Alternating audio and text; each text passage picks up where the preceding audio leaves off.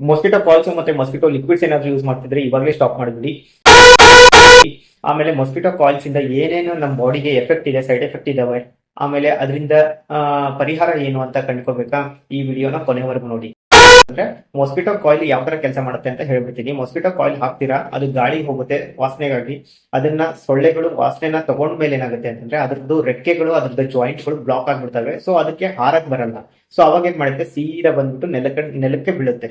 ನೆಲಕ್ಕೆ ಬಿದ್ದಾಗ ಏನಾಗುತ್ತೆ ಅಂತಂದ್ರೆ ಜೀವಂತವಾಗಿರುತ್ತೆ. ನೀವು ಬೇಕಿದ್ರೆ ಅಬ್ಸರ್ವ್ ಮಾಡಿ, ಸೊಳ್ಳೆ ಕಾಯಿಲ್ ಹಾಕಿದಾಗ ಸೊಳ್ಳೆಗಳು ನೆಲಕ್ಕೆ ಬಿದ್ದಿರ್ತವೆ ಹೊರತು ಸತ್ತಿರಲ್ಲ. ಸೊ ಜೀವಂತವಾಗೇ ಇರ್ತವೆ. ಸೊ ಅದೇ ತರ ನಮ್ಗೆ ಏನಾಗುತ್ತೆ, ಬಾಡಿಲಿ ಸ್ಲೋ ಪಾಯ್ಸನ್ ಆಗಿ ಕೆಲವೊಂದು ರೋಗಗಳು ಹುಟ್ಕೋತಾ ಇದಾವೆ. ಯಾವ ತರ ಅಂತಂದ್ರೆ ಸ್ಕಿನ್ ಡಿಸಾರ್ಡರ್ ಇರ್ಬೋದು, ಆಟೋಮಿನ್ ಸಿಸ್ಟಮ್ ಡಿಸಾರ್ಡರ್ ಇರ್ಬೋದು, ಕ್ಯಾನ್ಸರ್ ಇರ್ಬೋದು, ಕೆಲವೊಂದು ಗಿಡ್ಡಿನೆಸ್ ಇರ್ಬೋದು, ಹೆಡ್ ಏಕ್ ಇರ್ಬೋದು, ಮೈಗ್ರೇನ್ ಇರ್ಬೋದು.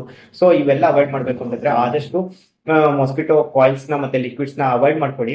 ಆದಷ್ಟು ನ್ಯಾಚುರಲ್ ಆಗಿ ಚಾರ್ಜ್ ಮಾಡಿ, ಬ್ಯಾಟ್ನ ಚಾರ್ಜ್ ಮಾಡಿಬಿಟ್ಟು ಸೊಳ್ಳೆ ಹೊಡೆದು ಮಲ್ಕೊಳ್ಳಿ. ಸ್ಮೆಲ್ಲು ಇರಂಗಿಲ್ಲ, ಸೈಡ್ ಎಫೆಕ್ಟ್ ಇರಂಗಿಲ್ಲ, ಏನು ಇರಂಗಿಲ್ಲ. ಆಮೇಲೆ ಈಸಿಯಾಗಿ ಸೊಳ್ಳೆ ಸತ್ತು ಬಿಡ್ತವೆ.